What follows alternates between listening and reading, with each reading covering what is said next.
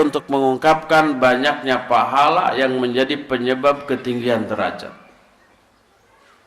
Oleh karena itu, hadis yang menyatakan innal mu'mina bihusni khuluqihi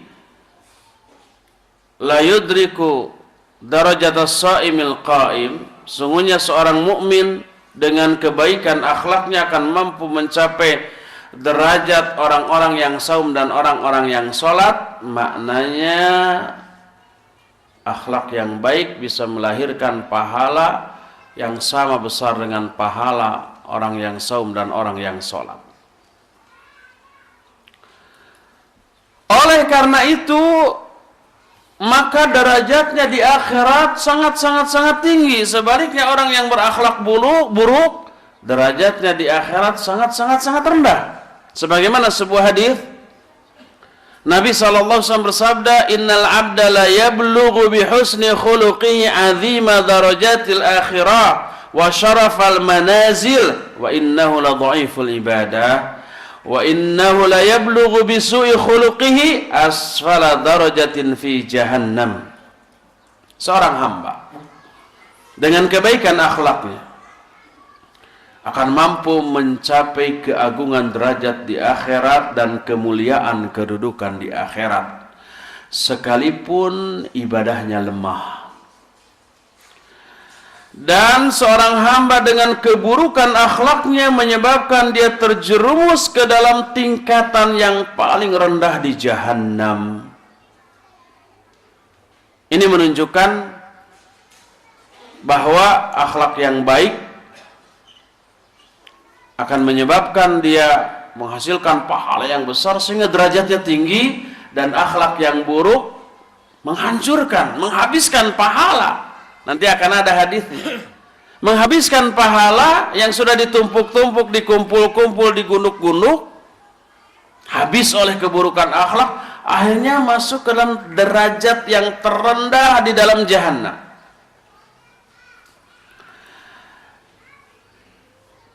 Nih ada jaminan dari Nabi alaihi salatu wassalam. Siapa yang ingin memperoleh jaminan ini, penuhi syaratnya.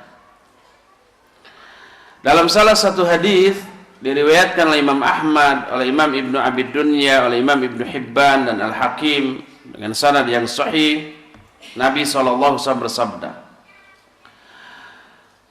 idmanu li sittan min anfusikum adman lakumul jannah. Kata Nabi SAW, jaminkan kepadaku 6 perkara dari dirimu, aku jamin kamu masuk surga. Nabi SAW berani menjamin orang itu masuk surga atas wahyu Allah, bukan ngarang-ngorong sendiri. Itu wahyu. Wa ma yantiqu 'anil hawa in huwa illa wahyuha. Jadi semua yang dibicarakan bukan hawa nafsunya, bukan pendapatnya, ro'yunya sendiri, bukan. Itu wahyu yang Allah wahyukan kepada beliau. Makanya berani beliau menjamin. Jangan sampai ada celetukan Nabi bisa menjamin masuk surga. Emang surga itu punya Nabi? Nah, itu kurang ajar itu. Nabi berbicara begitu atas wahyu Allah. Kalau Nabi berbicara atas pikirannya sendiri tanpa instruksi dari Allah, mati itu. Urat lehernya seketika itu juga diputus oleh Allah. Lihat surah Al-Haqqah ayat 44 sampai 48, Allah menyatakan, "Lau taqawwala 'alaina ba'dal aqawil la akhadna minhu bil yamin, thumma laqata'na minhul watin, fama minkum min ahadin anhu hajizin." Seandainya Muhammad mengada-ada sebagian perkataan atas nama kami, kata Allah, mengada-ada sebagian perkataan atas nama kami itu berasal dari pikirannya, ro'yunya, pendapatnya, lalu di atas namakan ini wahyu, umpamanya ya, hianat kan kalau begitu ya. Kami akan pegang dia dengan tangan kanan kami, thumma laqata'na minhul watin, lalu akan kami putuskan urat lehernya seketika itu juga. pasti mati itu. Dan sejarah membuktikan Nabi SAW meninggal dalam keadaan urat lehernya utuh, tidak putus. Menunjukkan beliau nggak pernah emang ada sebagian perkataan atas nama Allah. Allah menjamin, wa ma yantiqu 'anil hawa in huwa illa wahyuha. Beliau tidak pernah berbicara dari hawa nafsunya, dari pikirannya sendiri, enggak. Semua yang diucapkan adalah wahyu yang Allah wahyukan kepadanya. Termasuk ini, kata Nabi SAW, jaminkan oleh kamu 6 hal untukku. Aku jamin kamu masuk surga. Apakah 6 perkara tersebut? 6 perkara itu semuanya berkaitan dengan akhlak. Merupakan wujud-wujud akhlak yang baik. Coba pelihara 6 ini. Dijamin masuk surga oleh Nabi SAW atas wahyu Allah Subhanahu wa ta'ala. Kata beliau, usduqu idza haddatstum wa aufu idza wa'antum wa addu idza tumintum wahfadhu furujakum wa ghaddu absarakum wa kaffu aydiyakum. Ini 6 nih. Pertama, jujurlah kamu apabila kamu bicara. Jangan bohong. Termasuk ini guru-guru TK, TKA, TPA, TKA ya. Di antara bentuk kebohongan adalah menceritakan kisah-kisah fiktif. Bohong itu. Apa definisi bohong? Definisi bohong itu berbicara yang tidak sesuai fakta, yang tidak ada kenyataannya. Kemarin saya ke Jepang, biar keren ya. Padahal cuma ke Sumedang. Bohong, sebab ucapan itu tidak sesuai dengan faktanya. Faktanya cuma ke Sumedang, aku ke Jepang. Padahal mau beli tahu, ngomongnya ke Jepang mau apa? Beli sushi. Sushi itu bukan ahwat loh, makanan. Kalau Ustaz bicaranya ahwat, enggak, itu makanan. Nah, itu bohong. Nah, sekarang kalau kita mengisahkan dongeng-dongeng fiktif yang tidak ada dalam kenyataannya, kena dengan definisi bohong. Tidak boleh. Kisah nyata dalam Al-Quran, dalam hadis, dalam buku-buku para ulama, banyak kisah para nabi, kisah para sahabat, kisah para ulama, jutaan. Yang ada kok nggak diceritakan, yang nggak ada dikarang-karang. Ini keanehan orang kayak gitu tuh. Sehingga sekarang ini mungkin lebih banyak cerita fiktif daripada kisah nyata yang diceritakan kepada orang-orang yang masih hidup ya.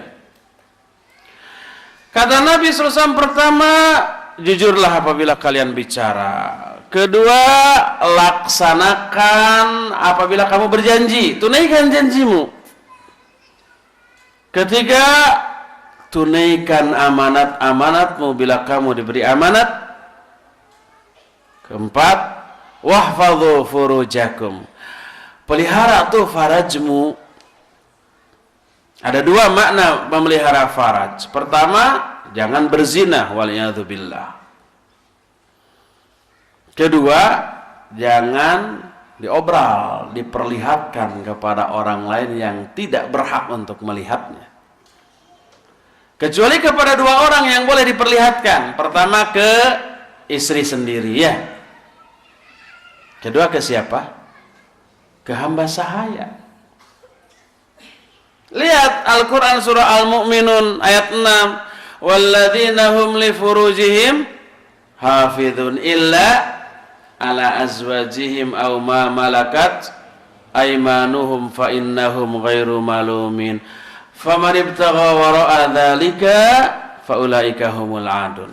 Orang mukminlah orang-orang yang memelihara faraj-faraj mereka. Memelihara itu pertama, tidak berzina. Kedua, tidak diperlihatkan kepada siapapun. Kecuali kepada istri-istri mereka atau hamba-hamba sahaya yang mereka miliki. Kedua orang ini maka mereka tidak tercela. Boleh, tidak dosa. Maka siapa orang yang mencari di luar itu, itulah yang melewati batas. Melewati batas syariat, yang melanggar batas-batas syariat. Pelihara farajmu. Jangan diperlihatkan, kepada siapapun, termasuk ke anak sendiri. Jangan mentang-mentang anak masih balita 4 tahunnya keluar dari WC, nggak sehelai benang pun yang ini kan, datang anaknya, bapak dari mana gitu ya. Jangan, itu nggak mendidik loh, atau mendidik yang buruk kepada anak. Boleh perlihatkan ke istri atau ke hamba saya kan sekarang nggak ada. Ingat, hamba saya bukan pembantu loh. Wah, ini ada pembantu nih. Jangan. Pembantu bukan hamba saya bukan pembantu. Kalau hamba saya itu menjadi milik kita seperti barang, bisa dijual gitu ya, termasuk bisa digauli. Halal, ayat itu. Hadis banyak lagi. Kata Nabi SAW, man tazawwaja ahadukum imra'atan awishtara jariyatan falyakhudh bin nasiyatiha. Siapa orang yang, salah seorang di antara kamu yang menikahi seorang wanita atau membeli seorang hamba sahaya wanita, disamakan nih, menikahi seorang wanita atau membeli hamba sahaya seorang wanita, maka pegang ubun-ubun wanita itu lalu berdoa dengan doa, Allahumma inni as'aluka min khairiha wa khairi ma jabaltaha alaih wa a'udzubika min syarriha wa syarri ma zabaltaha alaih. Kan gitu.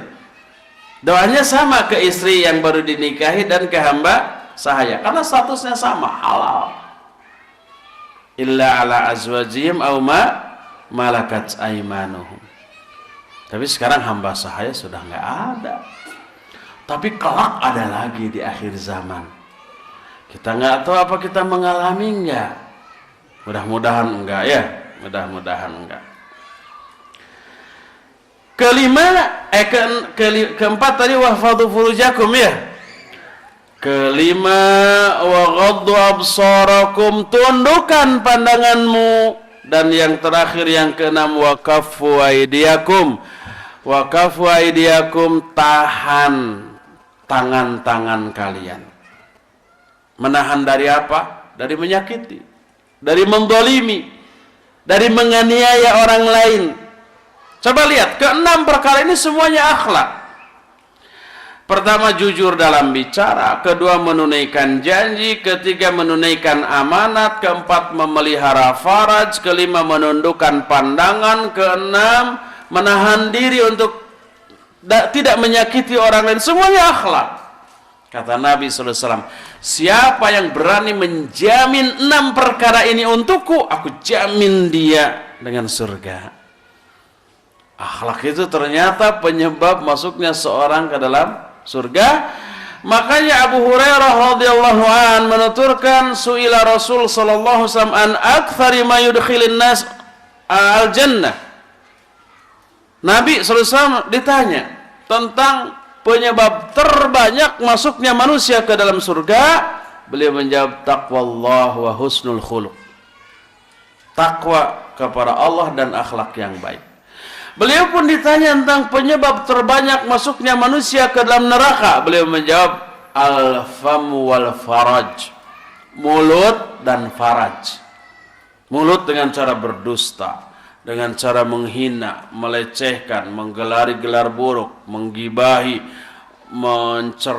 mencerca, memarahi orang gitu ya. Itu semua akhlak yang buruk itu. Ternyata akhlak buruk penyebab terbanyak masuknya manusia ke dalam neraka. Dan akhlak yang baik penyebab terbanyak masuknya manusia ke dalam surga. Nah, kalau umpamanya kita korek-korek dalam ayat hadis yang menjelaskan keutamaan akhlak, aduh seabrek deh. Nggak cukup waktu 2 jam, 3 jam, mungkin seharian juga nggak cukup. Tapi apa yang sudah saya jelaskan lebih dari cukup untuk menjelaskan betapa istimewanya akhlak, betapa dahsyatnya keutamaan akhlak. Sebaliknya, tadi sudah saya janjikan, akhlak yang buruk itu membahayakan diri kita. Karena apa? Tadi sudah disinggung beberapa. Pertama, dibenci oleh Allah. Allah membenci keburukan akhlak.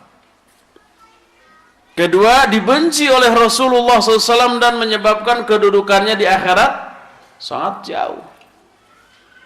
Ketiga, nah ini yang lebih berbahaya. Yang dua tadi sangat berbahaya. Ini bahaya juga, yaitu menghancurkan pahala kita.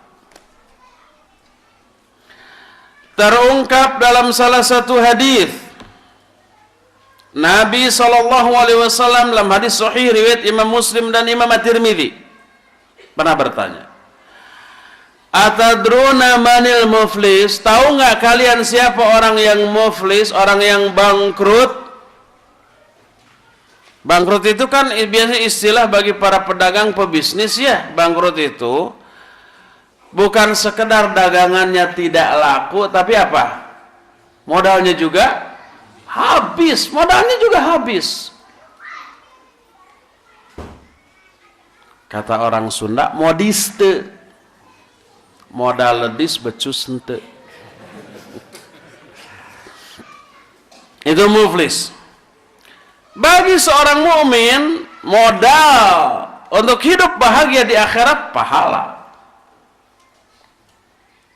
Bagi seorang pedagang, modalnya itu ya modal uang dan tidak punya hutang, bahkan punya piutang di luar umpah. Tapi kalau bangkrut, uang yang ada habis, hutang seuduk-uduk. Kerjanya dikejar-kejar debt collector, para penagih hutang. Ya tenang. Di akhirat modal ini pahala, hutang itu dosa. Dosa hutang, pahala modal. Nah kalau pahala habis, dosa banyak, bangkrut dia. Kata Nabi SAW, tahu nggak kalian siapa yang bangkrut? Kata para sahabat, yang bangkrut itu orang yang nggak punya uang, nggak punya kekayaan. Bukan. Beliau kemudian menjelaskan, Innal muflisa min ummati may ya'ti yawmal qiyamati bi salatin wa siyamin wa zakatin wa ya'ti wa qad syatama hadha wa qadhafa hadha wa akala mala hadha wa safaka damma hadha wa daraba hadha fayuta hadha min hasanatihi wa hadha min hasanatihi fa in faniyat hasanatuhu qabla an yuqdama alaihi ukhidha min khatayahum faturihat alaih thumma turiha ilan nar. Waliyadzubillah. Kata Nabi SAW, orang yang bangkrut dari umatku ini artinya umat Islam, yang sampai kita masuk ini, masuk golongan ini, yaitu orang yang datang pada hari kiamat membawa pahala sholat, pahala saum, pahala zakat, pahala semua kebaikan, termasuk pahala ngaji kayak begini tuh. Kita selama ini melakukan ibadah hanya untuk menumpuk-numpuk pahala sebagai bekal kebahagiaan di akhirat. Tapi dulu di dunia dia pernah mencela si anu, syatama hadza, qadzafa hadza, pernah menuduh dengan tuduhan-tuduhan yang tidak berdasar kepada si anu, baik omongan ataupun tulisan. Yang dituduh, yang dicela untung. Nanti keuntungannya terkorek. Dosa berkurang, pahala nambah. Itu. Si anu pernah menuduh si anu, pernah makan harta si anu secara zalim, pernah mengalirkan darah si anu, pernah memukul si anu. Akhirnya si anu yang pernah dia doliminya dan tidak sempat membalas ketika di dunia, keburu mati. Semua yang didolimi menuntut. Dulu kamu mendolimi saya tuh, belum dibayar, belum dibalas, bayar. Dengan apa? Pahala kamu sini, dikasih pahala. Datang lagi, kamu juga dulu menuduh saya, bayar. Nah, datang lagi, kamu dulu pernah menghina saya, bayar. Terus, kalau pahala habis, sementara kezaliman yang tersisa masih banyak yang belum terbayar, dosa orang yang dizalimi diambil dan dibebankan, dipikulkan oleh orang yang zalim. Bangkrutlah dia. Pahala habis, dosa numpuk. Sama dengan pedagang uang, semua barang semua habis, hutang aja numpuk. Dikejar-kejar debt collector dia. Bangkrut dia. Kita lihat, mendolimi si anu, menuduh si anu, mengalirkan darah si anu, memukul, mencela, itu keburukan akhlak. Dan keburukan akhlak pasti berwujud kezaliman kepada pihak lain. itu yang akan menyebabkan pahala kita berkurang, dosa kita bertambah, bangkrutlah kita. Ini menunjukkan akhlak yang buruk menghancurkan kita, membinasakan kita. Sudah dibenci oleh Allah, dibenci oleh Rasulullah SAW, pahala habis, dosa numpuk, bangkrut. Kalau di dunia yang bangkrut kayak gitu paling jadi gelandangan. Di akhirat nggak ada gelandangan kayak begitu. Imma surga, imma neraka sudah. Kalau ada kebaikan yang tersisa dan keburukan habis tidak ada, terhapus, ke surga. Kalau nggak ada kebaikan tapi dosa numpuk, masa harus dipaksakan ke surga? Nggak. Azab Allah Subhanahu wa ta'ala menunggu, dan itu menunjukkan akhlak buruk itu berbahaya bagi kita. Semua yang saya jelaskan tadi itu menjelaskan, menerangkan kenapa Nabi SAW sampai minta kepada Allah dibaguskan akhlaknya, dihindarkan dari keburukan akhlak. Kenapa ulama-ulama as-salafus saleh dari kalangan sahabat berupaya keras memiliki akhlak yang mulia dan menghindarkan diri dari akhlak-akhlak yang buruk. Sayang kita tidak sempat sampai kepada kitab ini, Aina nahnu min akhlaqis salaf. Cuma di sini dijelaskan beberapa contoh riwayat kemuliaan akhlak generasi salafus soleh dan dahsyat serta kerasnya mereka menghindari keburukan-keburukan akhlak. Karena ternyata akhlak yang baik sangat-sangat menguntungkan dan akhlak yang buruk sangat-sangat merugikan. Kita tidak sempat memasuki isi buku ini, dan juga saya ingin menjelaskan beberapa keutamaan, beberapa bentuk akhlak yang sangat dianjurkan oleh Quran dan Sunnah, disertai iming-iming dari Quran Sunnah tentang beberapa jenis akhlak tersebut. Di saya ada sebuah kitab namanya Khuluqul Mu'min. Ini bagus sekali. Ini dibahas secara rutin di dekat kalau dari sini ya, di BSD Serpong di sana.